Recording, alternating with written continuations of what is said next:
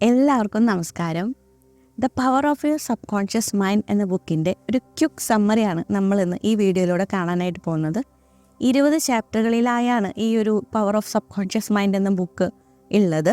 ആ 20 ചാപ്റ്ററിൽ നിന്നും കുറേശ്ശെയുള്ള പോയിൻറ്റ്സ് ആണ് ഇന്ന് ഇവിടെ വിവരിക്കാനായിട്ട് പോകുന്നത്. ഇതിൻ്റെ ഡീറ്റെയിൽഡ് വീഡിയോ നിങ്ങൾക്ക് ഇവിടുത്തെ ഡിസ്ക്രിപ്ഷൻ ബോക്സിൽ കാണാനായിട്ട് സാധിക്കും.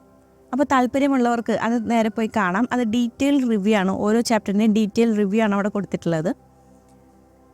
അപ്പോൾ നമ്മൾ തുടങ്ങുമ്പോൾ the power of your subconscious mind എന്ന ബുക്ക് ജോസഫ് മർഫി എന്ന് പറയുന്ന പ്രശസ്തനായ എഴുത്തുകാരൻ എഴുതിയ ബുക്കാണിത്. ലോകമെമ്പാടും വലിയ വലിയ ചർച്ചകളും വലിയ മാറ്റങ്ങളും കൊണ്ടുവന്ന ഒരു ബുക്ക് തന്നെയാണ് ഇത് എന്ന് നമുക്ക് പറയാനായിട്ട് പറ്റും. സബ് കോൺഷ്യസ് മൈൻഡിൻ്റെ പവർ ഒരുപാട് പേര് തിരിച്ചറിഞ്ഞ ഒരു ബുക്കായിരുന്നു ഈ ഒരു the power of your subconscious mind എന്ന് പറയുന്നത്. നമുക്കിപ്പോൾ പറയുകയാണെങ്കിൽ ലോകത്തിൽ 2 കൂട്ടം ആളുകളാണുള്ളത്. One with confidence and faith, one with doubt and fear. ഒരു കൂട്ടർ ഭയങ്കര കോൺഫിഡൻസ് ആയിരിക്കും അവർക്ക് എല്ലാ കാര്യങ്ങളും ചെയ്യുമ്പോൾ, മറ്റൊരു കൂട്ടരാവട്ടെ എപ്പോഴും ഫെയിൽ ആയിക്കൊണ്ടിരിക്കും. എപ്പോഴും ഈ ഒരു ഡിഫറൻസ് നമുക്ക് ഏതൊരു വിഭാഗത്തിൽ കാണാനായിട്ട് സാധിക്കും എന്നുള്ളതാണ്. ചിലർ നല്ല അതിസമ്പന്നരായിട്ട് പോകുന്നു, ചിലർ വളരെയധികം ദരിദ്രരായി പോകുന്നു.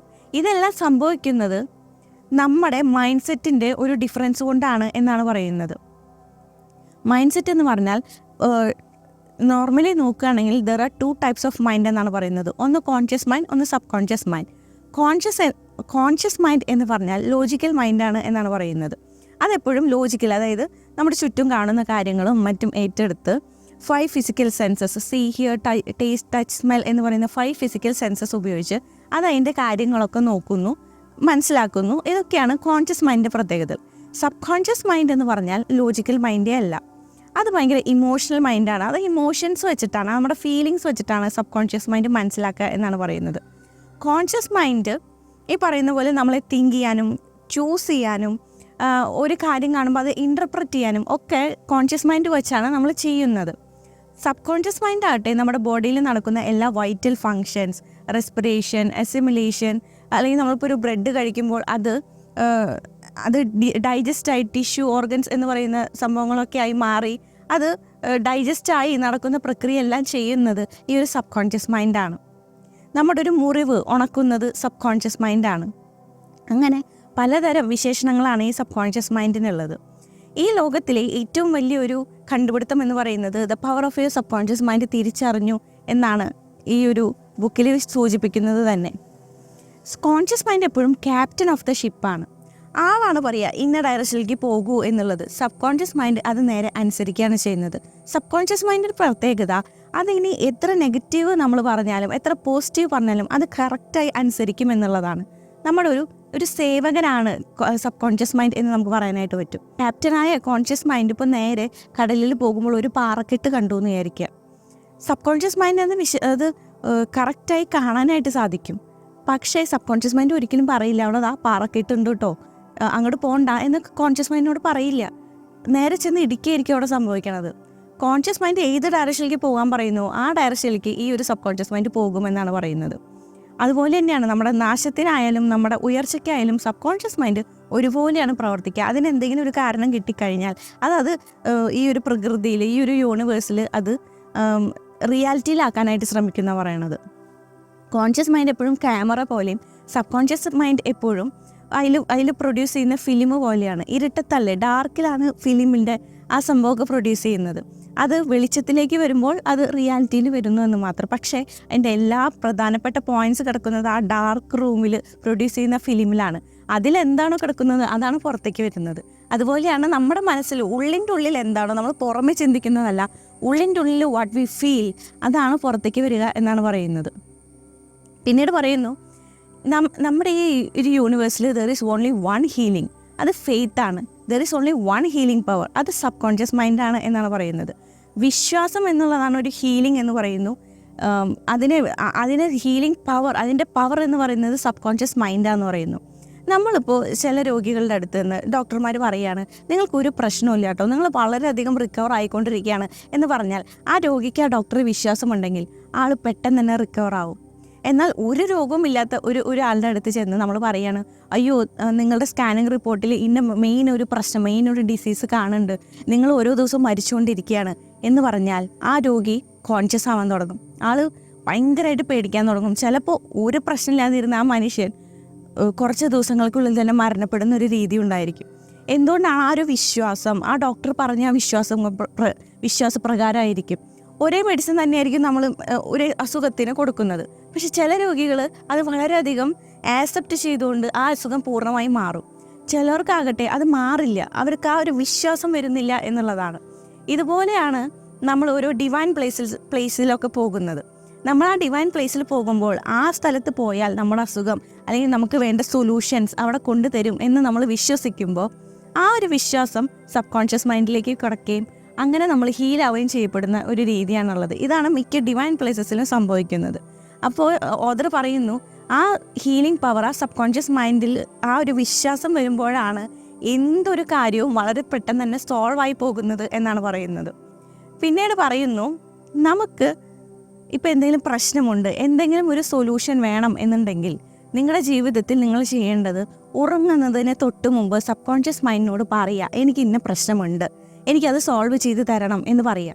അങ്ങനെ പറയുമ്പോൾ സബ് കോൺഷ്യസ് മൈൻഡ് അത് അനുസരിക്കും എന്ന് തന്നെയാണ് പറയുന്നത്.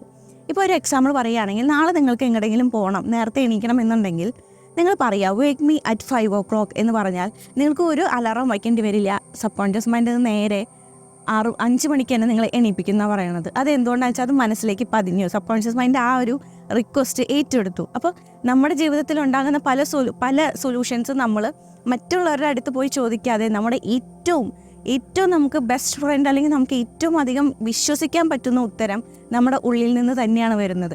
അതുകൊണ്ട് തന്നെയാണ് the treasure house is within you എന്ന് പറയുന്ന ഒരു ചാപ്റ്റർ തന്നെ ഇതിൽ ഫസ്റ്റ് അദ്ദേഹം കൊടുത്തിരിക്കുന്നത്. നമ്മുടെ ഉള്ളിൽ തന്നെയാണ് നമ്മുടെ ആ നിധി ഉള്ളത്. ആ നിധിയെ കണ്ടെത്താനാണ് ഈ ബുക്ക് നമ്മളധികം സഹായിക്കുന്നത്. ഇതിൽ ഒരുപാട് എക്സാമ്പിൾസ് ഓദർ പറഞ്ഞു പോകുന്നുണ്ട്. ഹീലായവരും എന്ത് പ്രശ്നമുണ്ടപ്പോൾ അത് റിക്കവറായി ചെയ്ത് വന്നവരും ഒരുപാട് എക്സാമ്പിൾസ് നമുക്ക് ഈ ഒരു ബുക്കിലൂടെ കാണാനായിട്ട് സാധിക്കും. ഇങ്ങനെ തുടർന്നുകൊണ്ട് പോകുമ്പോൾ മാരേജിൻ്റെ കാര്യം വരുമ്പോൾ അദ്ദേഹം പറയുന്നു, the best time to prevent divorce എന്ന് പറയുന്നത് ബിഫോർ മാരേജ് എന്നാണ് പറയുന്നത്. അതിന് കാരണം നമുക്ക് അഫേം ചെയ്യാൻ പറ്റും, നമുക്ക് വേണ്ട ക്വാളിറ്റീസ് ഉള്ള ആൾ നമ്മുടെ ജീവിതത്തിലേക്ക് വരിക എന്നുള്ളത്.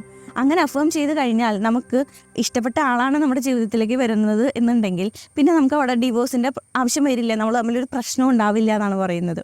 അങ്ങനെ നമ്മുടെ ഇനി വെൽത്ത് വൈസ് നോക്കുകയാണെങ്കിൽ നമുക്ക് അഫർമേഷൻ കൊടുക്കാനായിട്ട് പറ്റും. വെൽത്ത് സക്സസ് എന്ന് പറയുന്ന അഫർമേഷൻ ഇവിടെ കൊടുക്കാൻ പറ്റും എന്നാണ് പറയുന്നത്.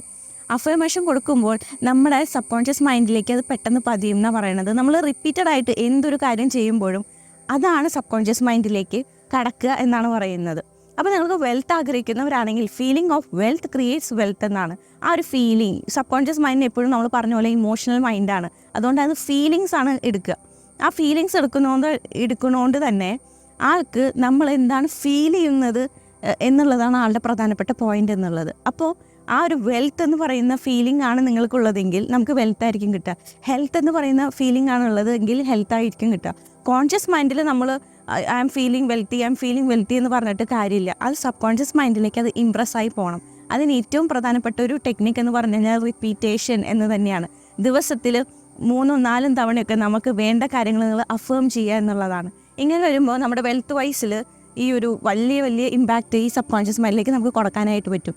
നമ്മൾ മാരേജിൻ്റെ കേസ് പറഞ്ഞു. ഇനി നമ്മൾ റിലേഷൻഷിപ്പിൻ്റെ കാര്യം പറയുകയാണെങ്കിൽ നിങ്ങൾ മറ്റൊരാൾക്ക് നന്മ ആഗ്രഹിക്കുമ്പോൾ നമുക്ക് തന്നെയാണ് അത് നന്മയായിട്ട് തിരിച്ചു വരിക എന്നാണ് പറയുന്നത്.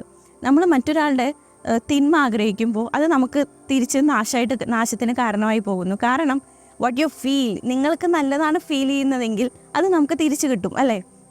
നമുക്ക് പൊട്ടയായിട്ടുള്ള ഒരു കാര്യമാണ് ഫീൽ ചെയ്യുന്നതെങ്കിൽ അതായിരിക്കും തിരിച്ചു കിട്ടുക. കാരണം ഇറ്റ് ഈസ് എ ഫീലിംഗ് ആണ് സബ് കോൺഷ്യസ് മൈൻഡിന് അറിയുള്ളൂ. അപ്പോൾ നമുക്ക് വേണ്ടത് എന്താണോ അത് മറ്റുള്ളവരിലേക്കും വേണം എന്ന് നമ്മൾ ആഗ്രഹിക്കുക.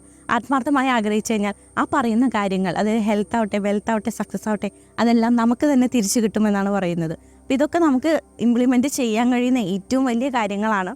ഇനി ഫിയർ എന്ന് പറയുന്നതിനെ കുറിച്ച് ഇതിൽ പറയുന്നുണ്ട്. ഫിയർ എന്ന് പറയുന്നത് നമുക്ക് എന്തും ചെയ്യാനുള്ളൊരു പേടി ആണ് അല്ലേ, പലപ്പോഴും നമ്മളെ നമ്മുടെ ഗോൾസിൽ നിന്നൊക്കെ വിട്ടു നിൽക്കാനായിട്ട് പ്രേരിപ്പിക്കുന്നത്. അപ്പോൾ ഫിയർ എങ്ങനെയാണ് അതിനെ കോൺക്കർ ചെയ്യുക എന്ന് പറഞ്ഞാൽ നമുക്ക് ഈ ഒരു പവർ സബ് കോൺഷ്യസ് മൈൻഡ് എന്ന പവർ നമുക്കുണ്ട് എന്ന് നമ്മൾ മനസ്സിലാക്കുമ്പോൾ, അല്ലെങ്കിൽ എല്ലാത്തിൻ്റെയും ഉത്തരം അവിടെ ഉണ്ട് എന്ന് നമ്മൾ മനസ്സിലാക്കുമ്പോൾ നമുക്ക് ആ ഫിയർ എന്ന് പറഞ്ഞ സംഭവം ഉണ്ടാവില്ല എന്ന് പറയുന്നത്. നിങ്ങൾക്കിപ്പോൾ സ്വിമ്മിങ് ചെയ്യണോ? നിങ്ങൾ ഇമാജിൻ ചെയ്യുക, നിങ്ങൾ സ്വിമ്മിങ് ചെയ്യുന്നതായിട്ട് ഇമാജിൻ ചെയ്യുക. ഉറപ്പായിട്ട് നിങ്ങൾ റിപ്പീറ്റഡ്ലി അത് ചെയ്യുമ്പോൾ ഒരു തവണ നിങ്ങൾക്കത് സ്വിം ചെയ്യേണ്ടി വരും എന്നാണ് പറയുന്നത്. അത്രയും പവർഫുള്ളാണ് സബ് കോൺഷ്യസ് മൈൻഡ്. അപ്പോൾ ഇതൊക്കെ കാര്യങ്ങളാണ് ഈ ഒരു ഫിയർ മേഖലയിൽ പറയുന്നത്. അതുപോലെ നമ്മൾ പറയുന്നു റിട്ടയർമെൻറ്റിൻ്റെ സമയത്ത് ഉണ്ടാകുന്ന കുറച്ച് പേടികളൊക്കെ ഉണ്ടായിരിക്കും. റിട്ടയർ ചെയ്യുമ്പോൾ അല്ലെങ്കിൽ ഓൾഡ് ഏജ് എന്ന് പറയുന്നത് നമുക്ക് നമ്മുടെ ജീവിതത്തിൻ്റെ അവസാനമാണോ എന്നൊക്കെ തോന്നിപ്പോകുന്ന നിമിഷങ്ങളായിരിക്കും അല്ലേ. അപ്പോഴും ആ സമയത്ത് പറയുന്നു 65 മുതൽ 95 വയസ്സൊക്കെ വരെ നമുക്ക് ഭയങ്കര പ്രൊഡക്റ്റീവായിട്ട് ഓരോ കാര്യങ്ങൾ ചെയ്യാൻ പറ്റുമെന്നാണ് പറയുന്നത്. റിട്ടയർമെൻറ്റ് എന്ന് പറയുന്നത് നമ്മൾ ന്യൂ വെഞ്ചർ, നമുക്ക് പുതിയ നമ്മുടെ പാഷനൊക്കെ ചെയ്യാനുള്ളൊരു സമയമായിട്ട് ഏറ്റെടുക്കാനാണ് പറയുന്നത്. ഇതെല്ലാം സബ് കോൺഷ്യസ് മൈൻഡിൻ്റെ പവർ. നമ്മൾ യൂത്താണ് അല്ലെങ്കിൽ യങ് ആണ് എന്നുള്ള ഒരു ചിന്ത സബ് കോൺഷ്യസ് മൈൻഡിലേക്ക് ഇട്ട് കൊടുത്തു കഴിഞ്ഞാൽ ഇത് നമുക്ക് ചെയ്യാൻ പറ്റുമെന്നാണ് പറയുന്നത്. ഈ പറയുന്ന കാര്യങ്ങളെല്ലാം തന്നെ വളരെ ഡീറ്റെയിൽ ആയിട്ട് തന്നെയാണ് ഓരോ ചാപ്റ്റർ വൈസ് ആയിട്ട് പറഞ്ഞു വെച്ചിട്ടുള്ളത്. 20 ചാപ്റ്ററുകളിലും നിങ്ങൾക്ക് ഓരോന്ന് നോക്കിക്കഴിഞ്ഞാലും വളരെയധികം ഒരുപാട് കാര്യങ്ങൾ നിങ്ങൾക്കത് മനസ്സിലാക്കാനായിട്ട് പറ്റും. പ്രത്യേകിച്ച് കുറേ എക്സാമ്പിൾസ് ഉള്ളതുകൊണ്ട് നിങ്ങൾക്ക് പെട്ടെന്ന് അത് റിലേറ്റ് ചെയ്യാനായിട്ട് പറ്റുമെന്നുള്ളതാണ്. അപ്പോൾ ഇതാണ് ഒരു the power of your subconscious mind എന്ന ബുക്കിൻ്റെ ഒരു ക്വിക്ക് സമ്മറി ആയിട്ട് ഉദ്ദേശിക്കുന്നത്. നമ്മളെപ്പോഴും പറയുന്ന പോലെ നിങ്ങൾക്ക് എന്ത് പ്രശ്നത്തിനും ഒരു സൊല്യൂഷൻ വേണമെങ്കിൽ നിങ്ങൾ സബ് കോൺഷ്യസ് മൈൻഡിനോട് പറയുക. ഉറങ്ങാൻ പോകുന്നതിന് മുമ്പ് നിങ്ങളത് പറഞ്ഞു നോക്കുക, ഉറപ്പായിട്ട് നിങ്ങൾക്ക് അവിടെ ഉത്തരം കിട്ടും. അപ്പോൾ ഇതൊന്ന് നിങ്ങളെല്ലാവരും ഒന്ന് ട്രൈ ചെയ്ത് നോക്കുക. അപ്പോൾ നിങ്ങൾക്ക് എല്ലാവർക്കും ഈ ഒരു ക്വിക്ക് സമ്മറി മനസ്സിലായെന്ന് വിചാരിക്കുന്നു. ദിസ് ഇസ് റോഷ്ടി മനോട്ട് സൈനിങ് ഓഫ്.